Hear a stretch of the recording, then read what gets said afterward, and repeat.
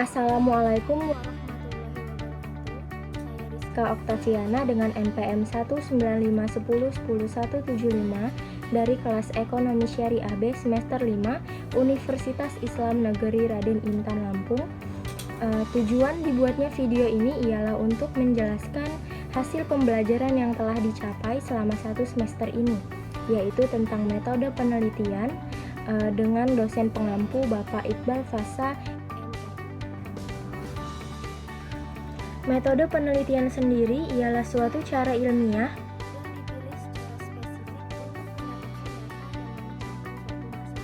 yang dilakukan pada suatu tujuan dan kegunaan tertentu. Dalam metode penelitian terdapat research, di mana artinya re ialah kembali, search yaitu meneliti atau mencari, dan adalah orang. Kemudian, dapat disimpulkan bahwa research ialah orang yang melakukan.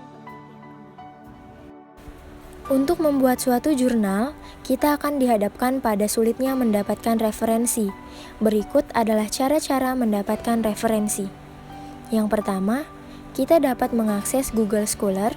Yang kedua, jurnal ilmiah dan internasional. Yang ketiga, menyalin catatan kaki dan mencarinya di Google. Yang keempat, search menggunakan tanda petik. Lalu selanjutnya terdapat cara mencari ide atau topik judul. Yang pertama, mencari dan mengikuti webinar terbaru. Yang kedua, mencari jurnal terbaru. Dan yang ketiga, mencari contoh ide dan judul. Tahap-tahap pembuatan jurnal dalam metode penelitian yaitu ada 5 tahapan. Yang pertama abstrak, yang kedua pendahuluan, yang ketiga konsep dan pembahasan 1 dan 2, yang keempat ada research gap, yang kelima ada kesimpulan. Abstrak ialah penggambaran keseluruhan isi paper, di antaranya terdapat masalah, tujuan, metode penelitian, dan hasil. Ketentuan yang harus dipahami dalam pembuatan abstrak ialah 1. Terdiri dari 250 hingga 350 kata, dan abstrak biasanya terdapat dalam 1 halaman. Yang kedua ada pendahuluan, ialah gambaran umum mengenai fenomena topik yang akan dibahas. Dalam pendahuluan, biasanya terdapat latar belakang masalah, rumusan masalah, tujuan masalah, dan peneliti-peneliti terdahulu. Latar belakang merupakan penjelasan dalam bentuk uraian paragraf yang berisi alasan mengapa sebuah karya tulis dibuat dan guna mendukung penulisan karya ilmiah yang kompeten.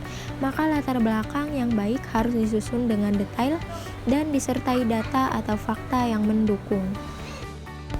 Lalu yang ketiga, konsep dan pembahasan 1 adalah pembahasan-pembahasan umum mengenai topik yang akan dibahas dan teliti.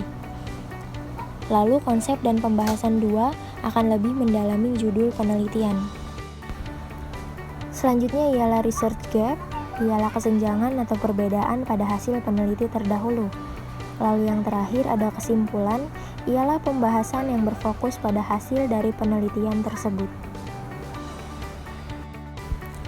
Setelah menyelesaikan jurnal atau paper, kita diarahkan untuk submit paper dengan tahapan. Yang pertama, periksa dan lihat file Excel yang diberikan dosen yang terdiri dari link, alamat email, dan kontak person yang akan dituju. Yang kedua, pilihlah link dengan Sinta 4, 5, 6 atau yang tidak terakreditasi. Yang ketiga, pilihlah waktu upload yang sesuai dengan target kita. Yang keempat, samakan paper kita dengan paper yang ada di jurnal tersebut. Lalu registrasi pada link yang akan kita pilih sesuai dengan peraturan pada jurnal tersebut. Yang kelima, tunggu pihak jurnal untuk kabarkan apakah jurnal diterima atau ditolak. Lalu yang terakhir, apabila tidak ada kepastian, pilih untuk meminta izin untuk mencabut artikel yang disubmit dan kemudian cari jurnal yang dapat menerbitkan artikel kita. Pengembangan hipotesis ialah jawaban sementara terhadap masalah yang masih bersifat praduga, karena masih harus dibuktikan kebenarannya.